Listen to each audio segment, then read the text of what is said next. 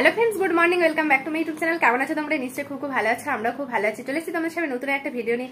এখন বাজে সকাল 10:05। আজকে ভিডিওটা আমি এখন থেকে স্টার্ট করলাম। আর এখন আমাকে ছাড়া কাউকে দেখতে পাবে না, কেন বলো তো? বর দোকানে গেছে, আর আজকে যেহেতু সানডে, মামাম তো ড্রয়িং ক্লাসে যায়।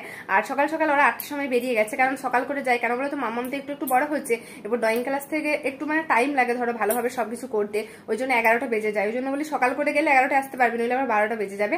আর আমার মোটামুটি কাজবাজ সব কমপ্লিট হয়ে গেছে, এই মাত্র পুজো সারলাম। তাহলে তোমরা পুরো ভিডিওটা দেখতে থাকো, আশা করি তোমাদের ভালো লাগবে। তাহলে চলো আজকের ভিডিওটা স্টার্ট করা যাক। ড্রয়িং ক্লাস থেকে চলে এসছে, আর এখানে দেখো ডালপুরি নিয়ে নিয়েছি, মামামকে দেবো, আর আমিও নিয়ে নিয়েছি। আর এখানে দেখো চিকেনটা নিয়ে এসছে, এখন চিকেনটা ভালোভাবে ধুয়ে পরিষ্কার করে নেবো। আর পেঁয়াজ টিয়াজ সবই নিয়ে চলে এসছে। চলো মামামকে এখন খাবারটা দিয়ে দিই। এই দেখো মামাম চলে এসছে। আর আজকে মামামের একটু তাড়াতাড়ি হয়ে গেছিল, কিন্তু ওর পাপা দেরি করেছিল। অন্যদিন 11টার পরে হয়, পাপা কি করে বুঝবে বলতো?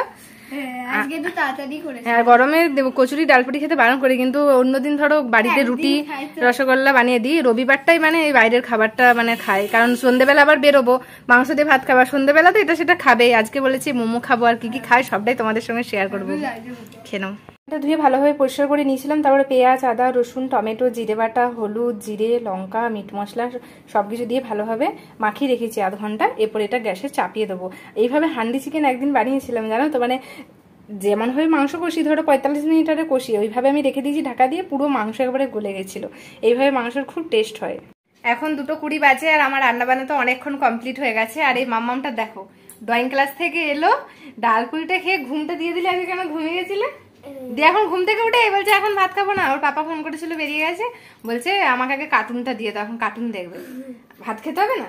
চলো, আর আমার তো এদিকে রান্না বান্না মাংস টাংস সব হয়ে গেছে। এখন মাম্মামকে তুলি, যে ভাতটা খাওয়াই ঘুম দিয়ে দিয়েছে, নইলে ও শান্তিতে কি বলো তো ঘুমোতে চায় না।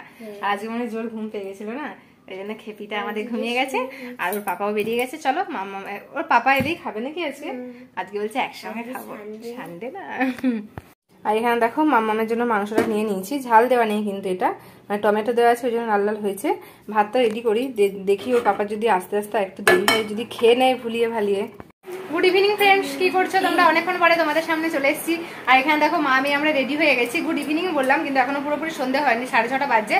এখন আমরা একটুখানি বেরু করতে যাবো। সানডেতে একটু তো যেতে ইচ্ছে করে ধরো, আর গরমে তো ঘরে থাকতে ইচ্ছে করছে না, মনে হচ্ছে গাড়ি করে একটু ঘুরে আসি। আর বড় ওইদিকে রেডি হচ্ছে, তাহলে চলো কি করি না করি সবটাই তোমাদের সঙ্গে শেয়ার করবো। বাজারে বেরিয়ে গেছি, আর এখানে সোনাই দেখো চিকেন মোমো নিয়ে নিয়েছে, খাচ্ছে। হাতে করে খা না, চামচে অসুবিধা হলে পড়ে যাবে। হাত দিয়ে খা বেটা, হাত দিয়ে খাও, হাত দিয়ে খাও, চামচের অসুবিধা হবে, অত স্টাইল করতে হবে না। এই দেখো চিকেন মোমো। আমার স্যুপটা চলে এসছে। এখানে সব থেকে কি বলতো, আমার স্যুপটা খুব ভালো লাগে, দারুণ করে। স্যুপটা মেয়ে অতটা খেতে পারবে না, ঝাল ঝাল থাকে। আমি একটু খেলাম, আর ওই যে বর একটু খাবে আর কি। দেখো দেখা যাচ্ছে না, দই ফুচকা নিয়ে নিয়েছি। এখন আমরা দই ফুচকা খেয়ে নেবো সবাই মিলে। খাওয়া হচ্ছে বাইরে বেরিয়ে। এখানে দেখো বড় আইসক্রিম নিয়ে নিয়েছে, আর আমাদের মা মেয়ের দুটো সবাই মিলে এখন কুলফি আইসক্রিম খাবো, যেটা আমাদের সব থেকে ভালো লাগে। আর মামাম বলছে ঘরে খেয়ে রে গলে যাবে, তিনজনে খেয়ে। আমারটা ছিঁড়ে দাও, যে তোমারটাও খুলো তো, আমারটা আমার হাতে দিয়ে দাও, নইলে আমি ছিঁড়ে নেবো। ওই তুমি ছিঁড়ে দাও নইলে। হ্যাঁ, আজকের কুলফিটা একটু অন্যরকম না? চলো খেয়ে নিয়ে আইসক্রিমটা, নইলে গলে যাবে।